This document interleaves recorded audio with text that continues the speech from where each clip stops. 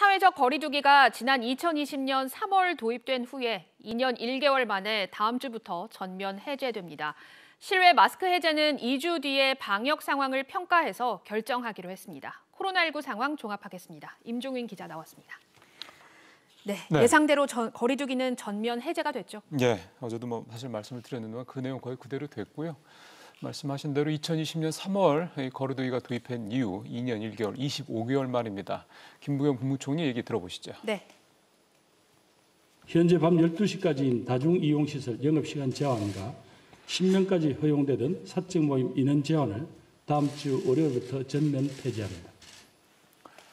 예, 그리고 299명까지 허용되던 행사, 집회, 또 수용 가능 인원의 70%까지만 허용되던 종교시설 인원 제한도 모두 없어집니다. 그리고 25일부터는 영화관과 실내 체육시설, 종교시설 등에서 이런 다중이용시설에서 음식물을 먹는 거, 금지된 거 역시 또 해제가 돼서 이제 음식을 섭취할 수 있게 됩니다. 네, 오늘 거리두기 해제 얘기가 나오면서 실내에서는 몰라도 실외에서는 마스크를 그렇죠. 좀 벗을 수 있지 않을까 이런 기대감이 좀 있었는데 이 얘기는 좀 빠졌습니다. 예, 사실 어제 저도 이 내용을 전해드리면서 확정될 수는 없지만 유력하다, 실외 마스크 벗는 건 유력하다는 말씀드렸는데 여러 가지 얘기들이 나온 끝에 결국 이제 실외 마스크도 일단 2주 뒤에 방역 상황을 보면서 결정하겠다 이렇게 얘기가 좀 됐습니다. 역시 이것도 국무총리 얘기 들어보시겠습니다. 네.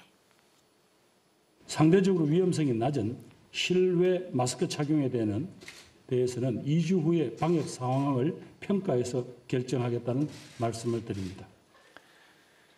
그동안 인수위나 의료계에서 마스크 해제까지 하는 건 조금 더 신중하게 접근해달라는 그런 요청이 잇따라 있었고요. 네. 또 최근 제조합 변이가 어쨌든 국내에서 발견이 되는 등 방역 상황 관련해서 변수가 생길 수 있다는 우려, 이런 것들이 종합적으로 반영이 돼서 일단 거리두기를 먼저 해제하고 마스크는 한 2주 정도 더 보겠다, 이런 결론을 내린 것으로 해석이 좀 됩니다. 코로나19 감염병 등급이 내려갔는데 이 감염병 등급이 내려가게 되면 뭐가 달라집니까? 이게 25일부터 적용이 되는데 지금까지는 코로나19가 1감염병 등급에서 1등급이었죠. 네. 그래서 좀 흔한 말로 이제 확진자 격리도 되고 그다음에 이제 격리가 되면 여러 가지 지원비도 나오고 그다음에 신속항원 검사 받을 때도 무료로 받을 수 있고 등등등 이런 혜택들이 있었는데요. 이런 것들은 사실 전면적으로 다 이제 바뀐다 이렇게 이해를 하시면 될 것 같습니다. 일단 확진자 격리가 그동안의 의무에서 권고로 좀 바뀌게 되고요. 이렇게 되다 보니 재택치료가 사실은 이제 없어지는 셈이 되겠습니다. 정부는 다만 지난 2년 동안 매일같이 이루어지던 이런 상황들이, 이런 어떤 제한 조치들이 하루아침에 변하는 일이다 보니 혼란을 최소화하기 위해서 한 달간의 이행 기간을 두고 단계적으로 하나하나 추진하겠다, 이런 입장도 내놨습니다. 네, 그리고 신규 확진자는 10만 명대 초반으로 많이 줄었습니다. 그렇습니다. 신규 확진자가 어제보다 2만 2천 명 줄어서 12만 5,846명 이렇게 집계가 됐고요. 위중증 환자 어제보다 조금 늘긴 했는데 999명으로 일단 1,000명대 미만을 이틀째 이어갔습니다. 일단 위중증 환자의 급증세라든가 이런 부분에 대한 우려는 많이 줄어든 상황입니다. 또 어제 300명대 중반으로 급증했었던 이 사망자도 오늘은 54명이나 줄면서 300명대, 200명대 중후반 정도로 줄어든 것도 역시 좀 더 다행스러운 대목이고요.